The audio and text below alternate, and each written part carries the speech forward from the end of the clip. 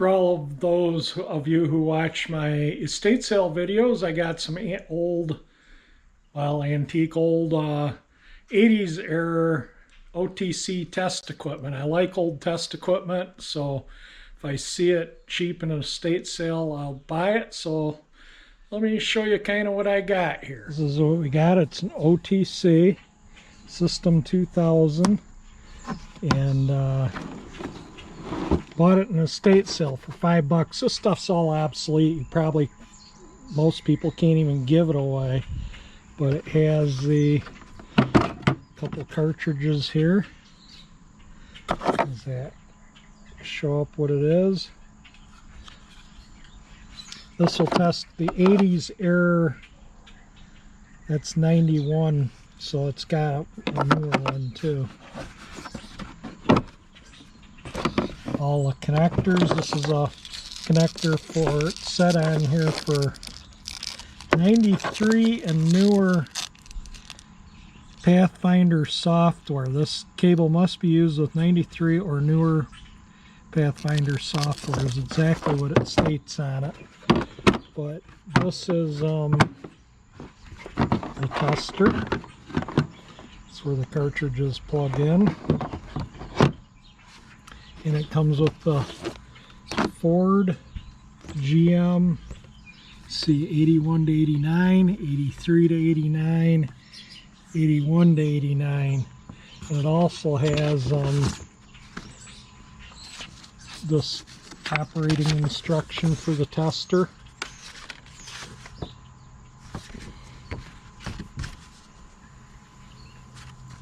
And it has this, which would have probably been, you know, when it was wrapped up brand new on here maybe, or if this was open maybe there. But includes 89 GM Ford Chrysler system. Kit includes software cartridge instruction manuals, quick reference cards, cables not included. Yeah, you can kind of see there is reference cards all back here.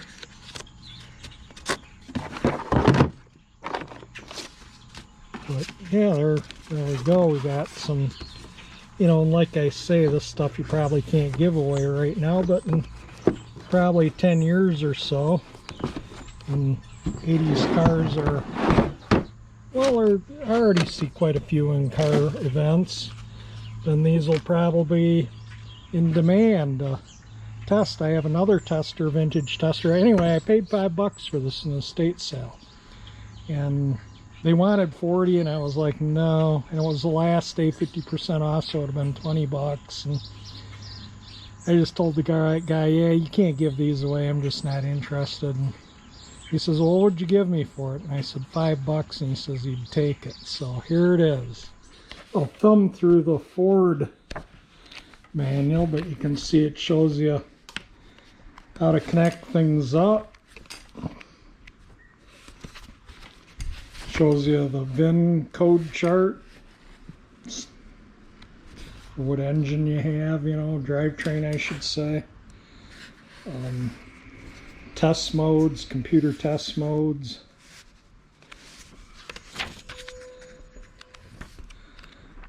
I'm sure some of you my age may have used these. I know I have when I worked as an auto mechanic.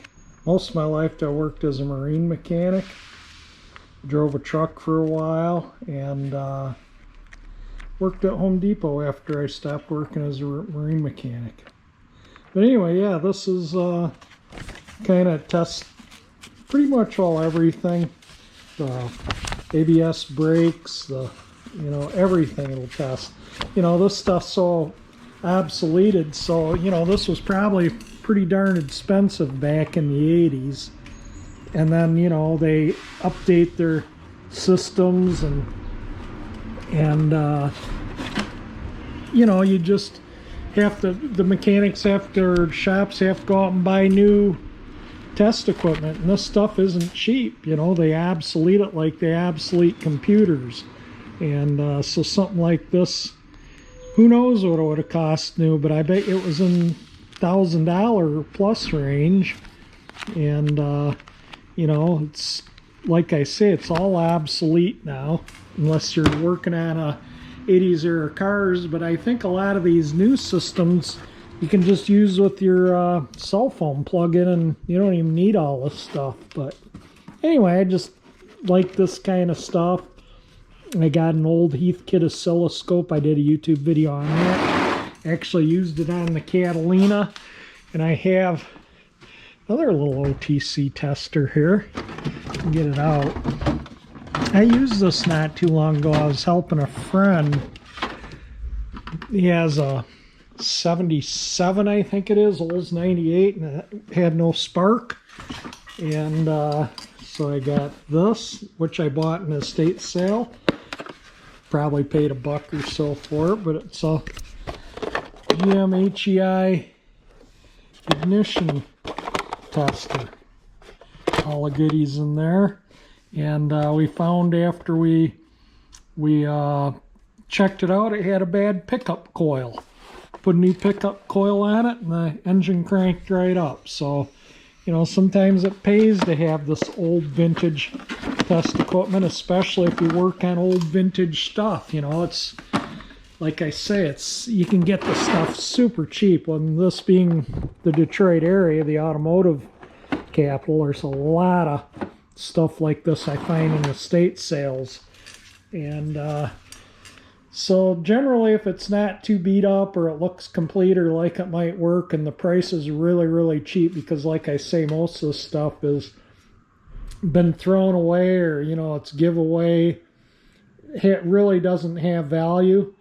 And so I just kind of grabbed the stuff, and in the future, you know, it'll probably be worth a little more money. I see a Sun oscilloscope on Facebook, but yeah, where would I put something like that in here? That would be super fun to have, one of those big roll-around things, because that was the era this car would have used. But this is these are all the elastics gone in these, so the books fall down. It makes it hard to close. So I'll close it up when I'm done videoing here. I just thought I'd make a little video. Oh, and another thing too, as long as I'm videoing here, I'm going to start on this probably around the beginning of October. I got this whole month of September, I got doctor's appointments, and I got to go up north. I'm selling the cottage, so I got to go up and see a realtor. And but the bike here, my estate sale motorcycle, this carburetor drips. If I leave the gas on for over an hour, it'll have a couple drops on the ground. It comes out of this carburetor because they all have a hose that goes down from the float overflow, and it drips out of there. And this cylinder tends to run a little richer. That's the pipe for this number one. It's just slightly darker than the other pipes. And then this one runs lean, and all the float levels are set, everything's good. But when I rebuilt the carburetors, the needles for the float that came in the kit were the wrong ones, so I put the original ones back in. So it has 1972 needles, and the tips are rubber. And I think this one's, the one in here is cracked or something and seeps gas by if you leave the valve on.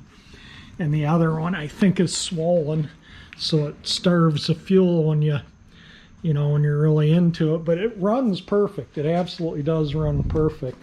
But I picked up new needles and seats. Is there one where you can see the, I don't think there's one. Yeah, there's one of the needles. But there is too. But that tip, I think, is the issue with the with the carburetors. I think it's all, the bike runs absolutely perfect though. But I do notice when I pull the plugs, number 4 is lean, and number 1 is rich. And everything's set perfect. It runs, like I say, great. And I think it's just the original float needles in there that are causing the issues. So I'm going to replace these too, as long as I got them. So I don't know, I've been riding the bike. These have just been kind of sitting here. Maybe once the weather turns sour, I don't need to take carburetors off the bike. I can do these with the carburetors on, just drop the float bowls. They're pretty easy to do, so I'm not too worried about it. But anyway, just thought I'd show some of my test equipment there, and I'll make videos when I get back on this. Like I said, I'm gonna have to use the stud welder to pull this, and there's a little dent there. I might be able to push that one out because I think I can get in there, and that's not much. But this one, I tried to bend something metal and tried to get in there, and I just can't get the leverage to push it out, so we're gonna have to do a puller. And then I'll get that tank painted up, and then this bike is finished. But anyway, that's it. I'm going to end the video here. Definitely, if you liked it, that thumbs up icon helps out.